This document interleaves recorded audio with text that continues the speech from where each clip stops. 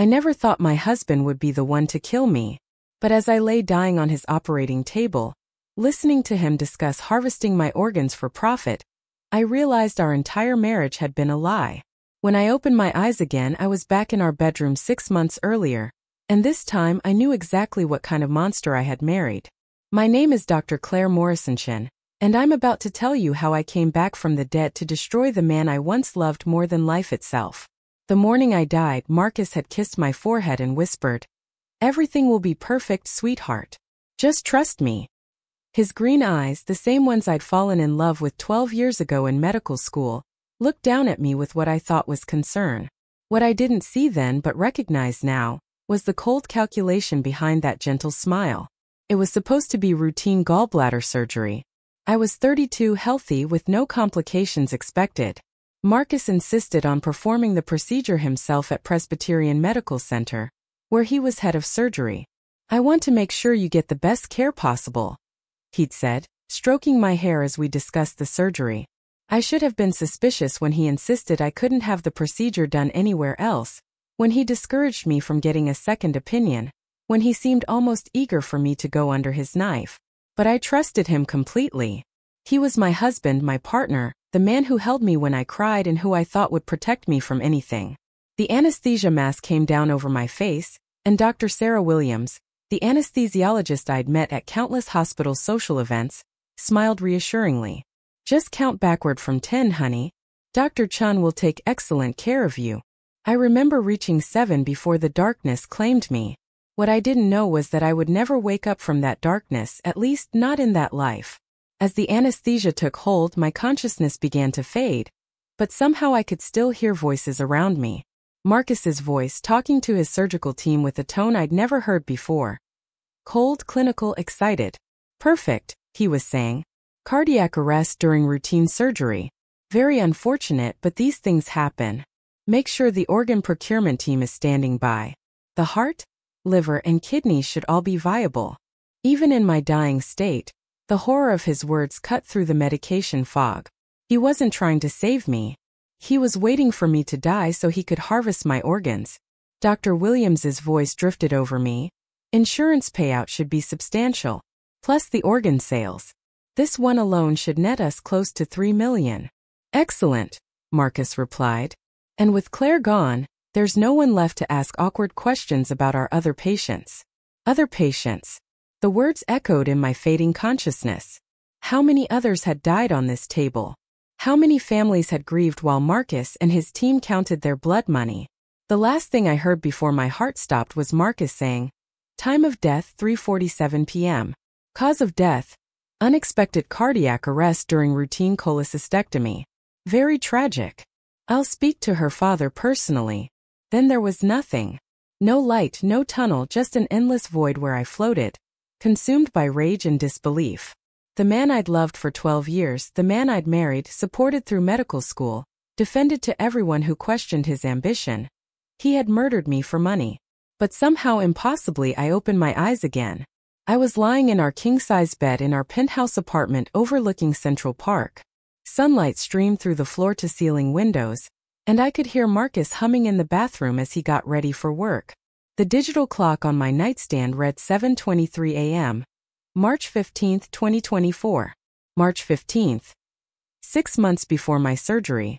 6 months before my death. I sat up so quickly that my head spun.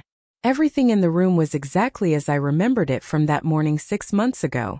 The medical journals Marcus had left scattered on his nightstand. The coffee cup I'd left half-finished on my dresser. The dry cleaning receipt I'd meant to throw away but had forgotten about.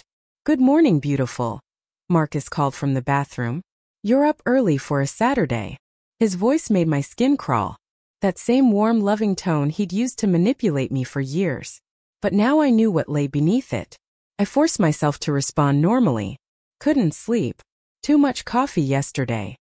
He emerged from the bathroom, looking exactly as handsome as always. 6 feet tall, athletic build maintained by his obsessive gym routine, dark hair perfectly styled even first thing in the morning. He was wearing his favorite navy suit, the one I'd bought him for his promotion to department head. "You look pale," he said, walking over to press his hand against my forehead. "Are you feeling all right?" The touch of his skin against mine made me nauseous. This man, who was supposed to love and protect me, would murder me in cold blood in 6 months. But I couldn't let him know I knew. "Not yet. I'm fine," I managed. "Just tired." He studied my face with those piercing green eyes. Even now, knowing what I knew, I could see why I'd fallen for him. Marcus Chun was undeniably charismatic, brilliant, and devastatingly handsome. He'd been at the top of our medical school class, beloved by professors and patients alike. Everyone said I was lucky to have caught his attention. If only they'd known the truth. "Take it easy today," he said, kissing my forehead in the exact spot where he'd kissed me on the morning of my death. "I'll be late tonight. Emergency surgery scheduled for 7. Emergency surgery. In my previous life, I'd never questioned his late nights, his weekend calls, his constant absences. I'd been proud of his dedication to saving lives. Now I wondered how many of those emergency surgeries had actually been planned murders. "What kind of surgery?" I asked, trying to keep my voice casual. "Appendectomy. Young woman, complications from delayed diagnosis. Touch and go." He shook his head sadly. "Some people wait too long to seek medical help."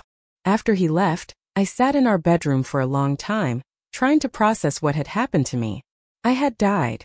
I had actually died, and somehow I'd been given a second chance. But why? And how? The rational part of my mind, the part trained in medical science, rejected the possibility entirely. People didn't come back from the dead. Time travel was impossible. This had to be some kind of elaborate dream or psychotic break. But everything felt too real, too detailed to be a hallucination. I could smell Marcus's cologne lingering in the air. I could feel the soft Egyptian cotton of our sheets. When I walked to the bathroom and looked in the mirror, I saw my 32-year-old face exactly as it had been 6 months ago, down to the small scar on my chin from a childhood bicycle accident. If this was real, if I truly had been given another chance, then I had 6 months to figure out how to stop Marcus and expose his crimes. 6 months to gather evidence, build a case, and make sure he could never hurt anyone else. But first, I needed to understand the scope of what I was dealing with. I spent that Saturday going through Marcus's things while he was at the hospital. I'd always respected his privacy before, never snooping through his papers or computer files. That trust had been my biggest mistake. His home office was a monument to his success. Medical diplomas and awards covered one wall. Photos from hospital galas and charity events covered another. In every picture, Marcus looked like the perfect physician. Compassionate, dedicated, heroic. His desk was locked, but I knew where he hid the key. Under a medical textbook on the shelf behind his chair. Exactly where it had been when I'd accidentally discovered it years ago. At the time, I thought nothing of it. Now I understood the significance. Inside the desk were files that made my blood run cold. Patient records for dozens of people who had died under Marcus's care over the past 5 years. At first glance, they looked like normal medical files documenting unfortunate but unavoidable deaths. But as I read more carefully, patterns began to emerge. Every patient had excellent insurance coverage. Every patient was relatively young and healthy before their procedures. Every patient died from unexpected complications during what should have been routine surgeries. And in the margin of each file, in Marcus's handwriting, were notes that chilled me to the bone. Liver viable. Heart excellent condition. Kidneys a plus. He'd been grading my future corpse like a piece of meat. The financial records were even more damning. A separate bank account in the Cayman Islands containing over $12 million. Receipts from a company called Premium Biological Services, showing payments for organic materials that corresponded exactly with the dates of patient deaths. Marcus wasn't just committing insurance fraud. He was running an organ harvesting operation, using his position as a respected surgeon to murder patients and sell their body parts on the black market. My hands were shaking as I photographed every document with my phone. In my previous life, I'd been scheduled for surgery on September 15th. According to the files, I'd already been selected as a candidate months in advance.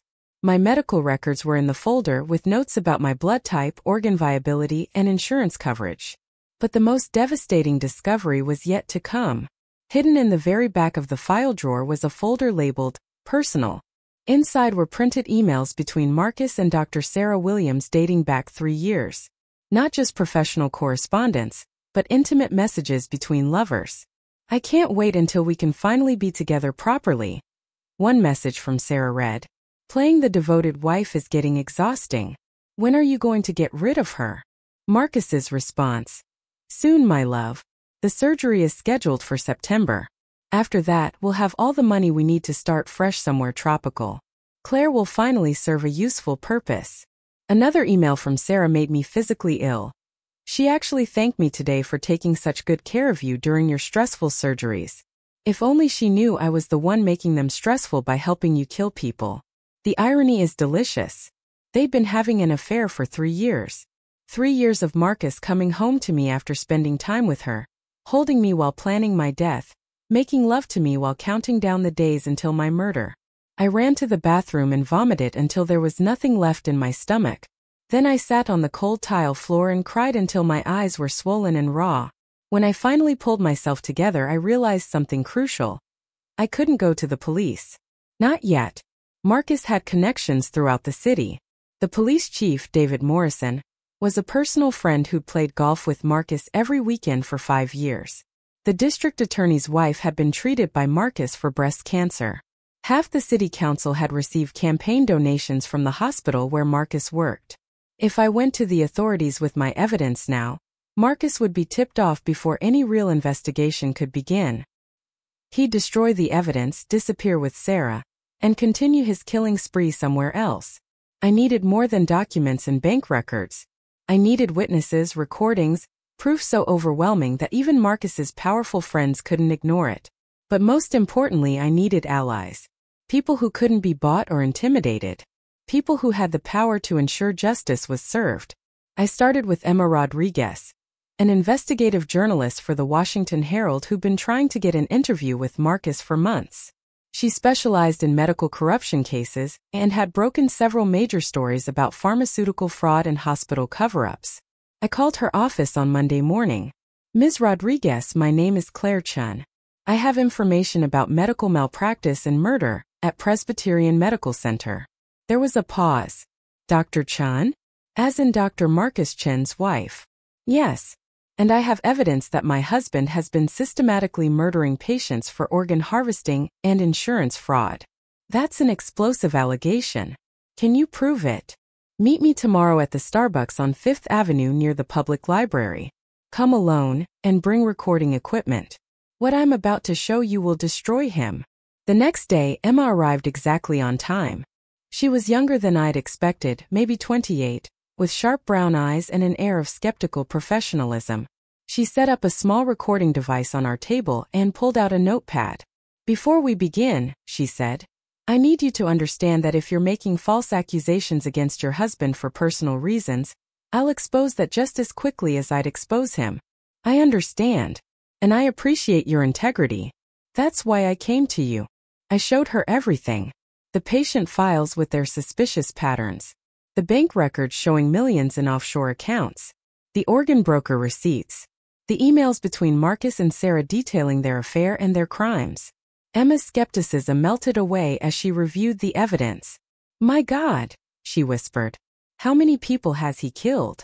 "According to these files, at least 47 over the past 5 years. But I think there are more. These are just the ones he kept detailed records on. Why are you doing this? Why expose your own husband?" I took a deep breath. "Because in 6 months, I'm scheduled for routine gallbladder surgery. And according to his files, I'm not expected to survive it." Emma's eyes widened. "He's planning to kill you? He's planning to murder me for my life insurance and organs, then start a new life with his mistress. And I'm not going to let that happen." We spent 3 hours going through every piece of evidence. Emma asked detailed questions, cross-referenced dates and names, and verified information through her contacts in the medical community. By the end of our meeting, she was convinced. "This is the biggest medical corruption story I've ever seen," she said. "But we need more than documents. We need witnesses, audio recordings, something that will hold up in court and convince the public. I can get those. But I need time and I need your help." Over the next 2 months, Emma and I worked together to build an airtight case. She used her journalistic credentials to investigate Marcus's background and discovered that similar suspicious deaths had occurred at every hospital where he'd worked during his residency and fellowship. Meanwhile, I began carefully documenting Marcus's daily activities. I hid recording devices in his car, his office, and our home. I followed him to his secret meetings with organ brokers and medical supply thieves. I recorded phone conversations where he discussed upcoming procedures with Dr. Williams. The hardest part was maintaining the facade of our marriage. Every morning I had to wake up next to a man I knew was a serial killer. Every evening I had to smile and ask about his day while knowing he'd spent it planning murders. Every night, I had to let him touch me while my skin crawled with revulsion. Marcus began to notice changes in my behavior. I was less affectionate, more distant. I started declining invitations to hospital social events where I'd have to interact with his accomplices. I stopped asking about his work, stopped showing interest in his career achievements. "Are you having an affair?" he asked me one evening in July, about a month before my scheduled surgery. The question caught me off guard. "What?" "No, of course not. You've been different lately. Cold. Distant. If there's someone else, just tell me." The irony of his accusation would have been laughable if it weren't so horrifying. Here was a man who'd been cheating on me for 3 years while planning my murder, accusing me of infidelity because I wasn't as loving as usual. "I've been stressed about the surgery," I said, which was technically true. "Dr. Peterson thinks I should get a second opinion." Marcus's expression darkened. Dr. Peterson was our neighbor, a retired cardiologist who'd suggested I consult with a surgeon at a different hospital. "Dr. Peterson is a fool. You don't need a second opinion. I'm one of the best surgeons in the country." "I know you are. But it would make me feel better. Claire." He took my hands in his, looking deeply into my eyes with what appeared to be genuine concern. "Do you trust me?" The question hung in the air between us. In my previous life, I would have answered without hesitation. Now, looking into the eyes of my future murderer, I had to force myself to lie. "Of course I trust you." He smiled and kissed my forehead. "Then trust me to take care of you. Everything will be perfect. I promise." 2 weeks before my surgery, Emma published the first part of her exposé. The headline read, "Respected surgeon linked 2 suspicious patient deaths." The article detailed the pattern of deaths under Marcus's care without directly accusing him of murder, but it raised enough questions to prompt an internal hospital investigation. Marcus was furious when he saw the article. He threw his coffee mug against the kitchen wall, shattering it into dozens of pieces. "This is character assassination," he raged. "That bitch is trying to destroy my career over nothing but coincidences." "Maybe you should hire a lawyer," I suggested. "Sue her for defamation." "I can't. Any lawsuit would just give her more opportunities to dig into my business." He ran his hands through his hair, pacing around our kitchen like a caged animal. "Someone must have given her inside information. Someone with access to confidential medical records." He looked at me suspiciously. "You haven't been talking to reporters, have you, Claire?" "Of course not. Why would I do that?" But I could see the paranoia growing in his eyes. Marcus was smart enough to know that his crimes couldn't stay hidden forever.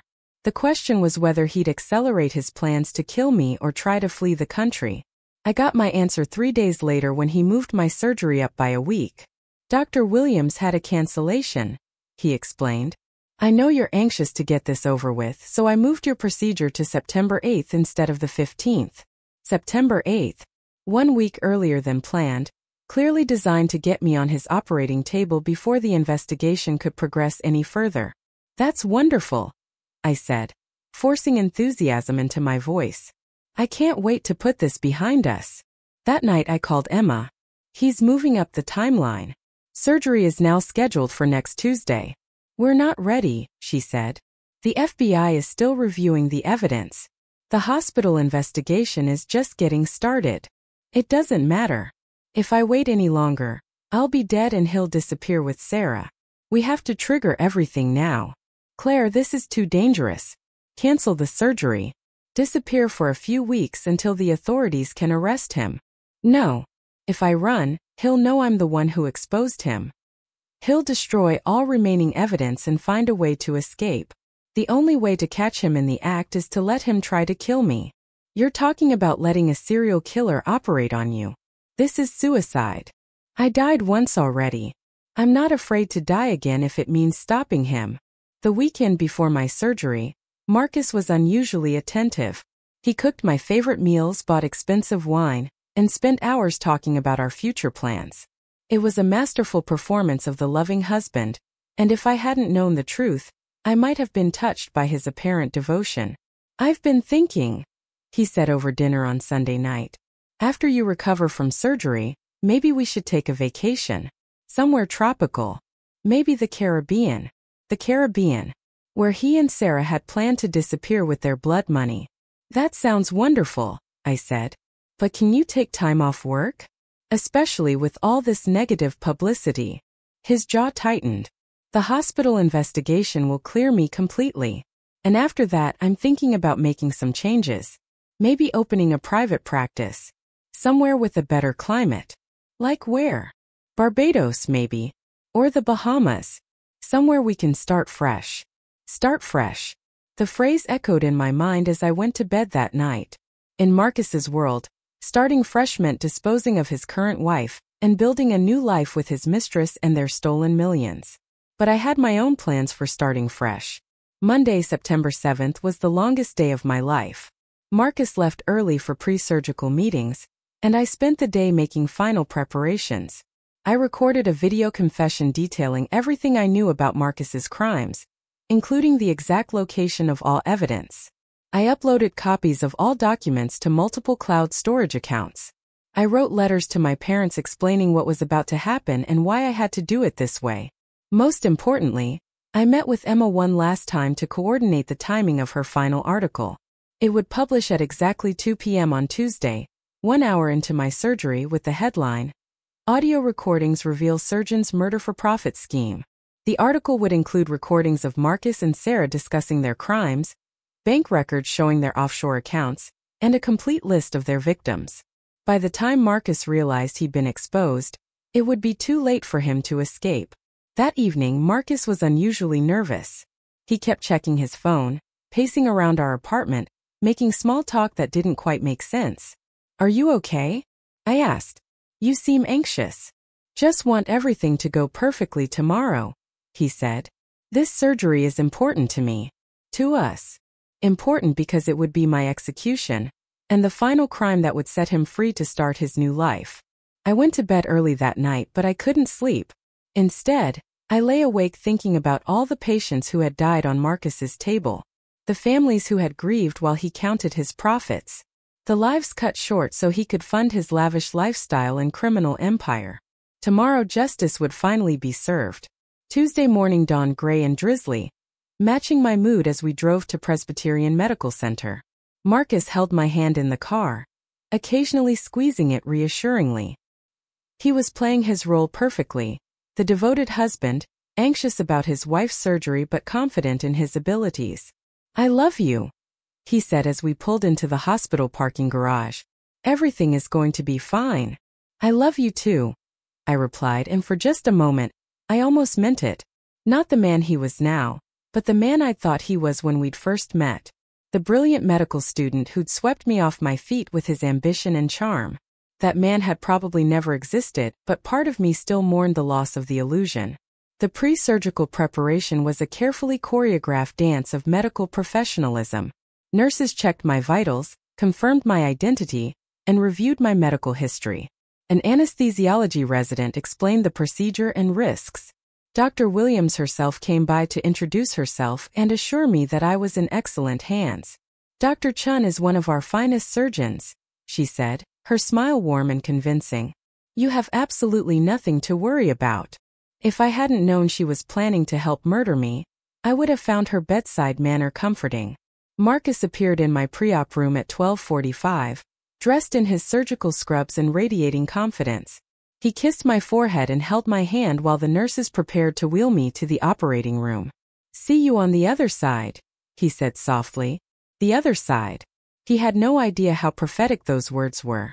As they wheeled me down the hallway toward the OR, I felt surprisingly calm. I'd done everything I could to ensure justice would be served. Emma's article would publish in less than an hour. The FBI had been provided with all evidence and were standing by. Hospital security had been quietly alerted to watch for any unusual activity. All I had to do now was survive long enough for help to arrive. The operating room was exactly as I remembered it from my death, bright, sterile, filled with sophisticated medical equipment that Marcus would use to try to kill me. The surgical team moved around me with practiced efficiency, adjusting monitors, preparing instruments, checking and rechecking protocols. Dr. Williams approached with a syringe of pre-medication. "This will help you relax," she said, injecting it into my foreline. The medication hit my system immediately, making me drowsy and compliant. But I'd been secretly building up resistance to common anesthetic agents for weeks, following protocols I'd found in medical literature about surgery patients who remained partially conscious during procedures. "Count backward from 10 for me," Dr. Williams instructed as she placed the anesthesia mask over my face. 10, 9, 8. My voice grew fainter, but my mind remained alert. "She's under," Dr. Williams announced after a few minutes. "Ready to proceed." Marcus moved into position above me, scalpel in hand. To anyone watching, he appeared to be preparing for routine surgery. But I could see the anticipation in his eyes, the cold excitement of a predator about to strike. "Beginning initial incision," he announced for the record, then added in a lower voice, "Time to say goodbye, Claire." The scalpel bit into my skin, and I felt a sharp pain despite the anesthesia. Marcus was deliberately using less pain medication than normal, wanting me to suffer as I died. Heart rate increasing, one of the nurses observed. "Normal response to surgical stimulation," Dr. Williams said calmly. "Continue the procedure." Marcus made his incisions with brutal efficiency, causing far more trauma than necessary for a routine gallbladder removal. As he worked, he began speaking more freely, apparently confident that I was unconscious. "The organ procurement team is standing by," he said to Dr. Williams. "How long until cardiac arrest?" "Any minute now," she replied. "I've given her enough potassium to stop an elephant. Her heart should stop within the next 5 minutes.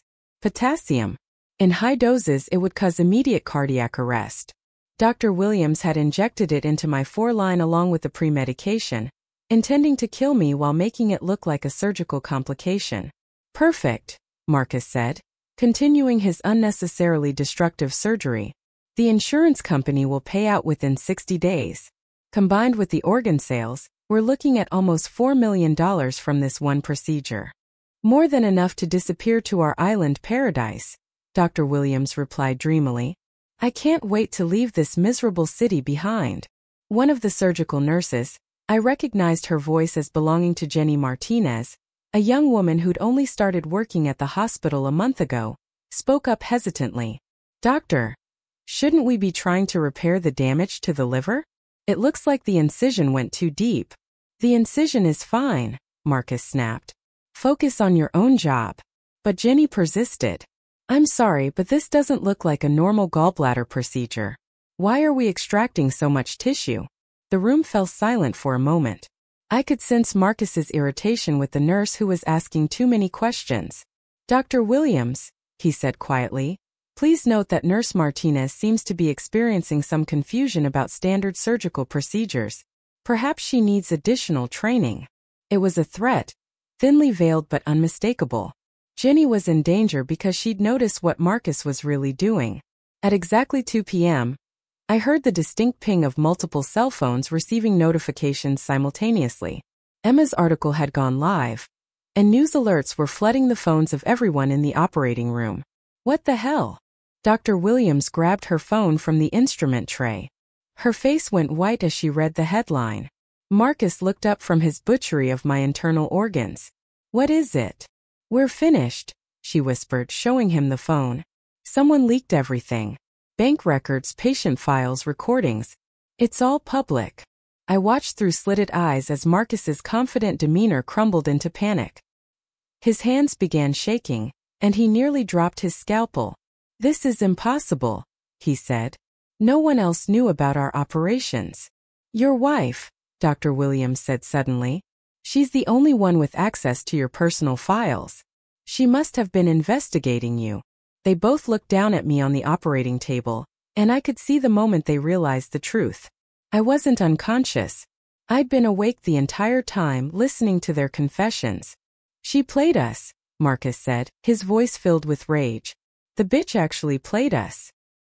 He raised the scalpel high above my chest, abandoning any pretense of legitimate surgery. He was going to stab me to death right there on the operating table. But at that moment, the operating room doors burst open. FBI agents flooded in, weapons drawn, shouting commands. Federal agents. Everyone step away from the patient. Marcus froze with the scalpel still raised above me. Dr. Williams dropped her syringe of poison and raised her hands. The rest of the surgical team backed away in shock and confusion. Dr. Marcus Chun, Dr. Sarah Williams, you're under arrest for conspiracy to commit murder, insurance fraud, and operating an illegal organ harvesting ring, the lead agent announced. As they read them their rights, Marcus stared down at me with pure hatred. You've destroyed everything, he snarled. Our life, our future, everything we built together. I found my voice weak but clear. We never built anything together, Marcus.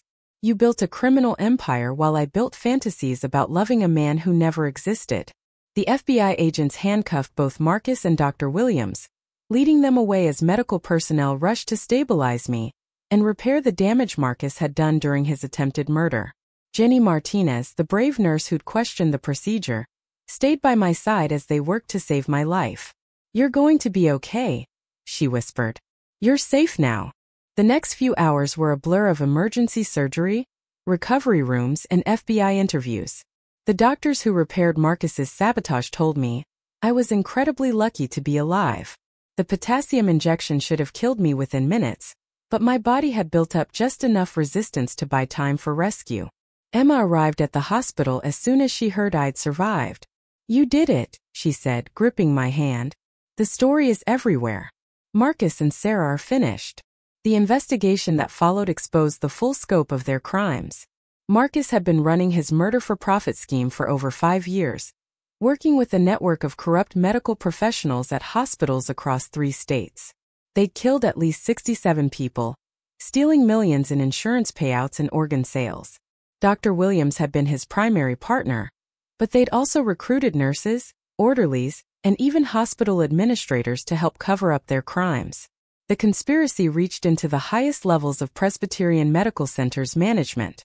Most satisfying of all, their personal relationship crumbled under the pressure.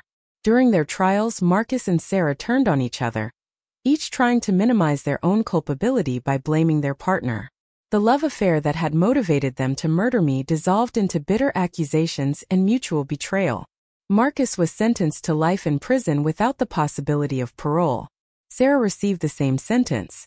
14 other medical professionals received various terms ranging from 10 to 30 years. Presbyterian Medical Center lost its accreditation and was permanently shut down. The building was eventually torn down and replaced with a memorial garden, honoring the victims of medical malpractice. But for me, the most important outcome was personal. I had not only survived Marcus's attempt to murder me, but I'd exposed his crimes and ensured that he could never hurt anyone else. The man who'd seen me as nothing more than a profitable victim had been destroyed by the very woman he'd tried to dispose of. 6 months after the trials ended, I stood in that memorial garden reading the names engraved on the central monument. 67 people who trusted their doctors and paid with their lives. I'd been meant to be number 68, but somehow I'd been given a second chance to speak for all of them. Dr. Morrison Chen? I turned to see a young woman approaching me. She was in her early 20s with nervous eyes and a hesitant smile. I'm Sarah Kim. My father was Robert Kim, one of Dr. Chen's victims. I remembered the name from Marcus's files. Robert Kim, age 47, had died during what should have been routine hernia surgery. I wanted to thank you, she continued, for having the courage to expose them, for giving my family the truth about what happened to my dad. Your father deserved justice, I replied. They all did. The settlement money from the hospital helped pay for my medical school tuition, she said. I'm studying to be a surgeon like you used to be. I want to help people the way doctors are supposed to, not hurt them for profit. As I watched her walk away, I realized something important. Marcus had thought he was so clever, so untouchable. He'd built his criminal empire believing that his charm, his medical expertise, and his connections made him invincible. But he'd made one crucial mistake. He'd underestimated the power of truth and the determination of a woman who'd literally died to uncover it. The memorial garden was quiet in the evening light, a peaceful place where families could remember their loved ones, and where future medical students could reflect on the sacred trust between doctors and patients. I'd been given an impossible gift, the chance to come back from the dead and right a terrible wrong. I'd use that gift not just for revenge but for justice. Not just to save myself but to save everyone Marcus might have killed in the future. As I walked away from the memorial, I felt something I'd never experienced in my previous life: complete peace. Marcus had taken everything from me once: my trust, my love, my life itself. But in the end, I'd taken something far more valuable from him. I'd taken away his ability to hurt anyone ever again. And that was worth dying for.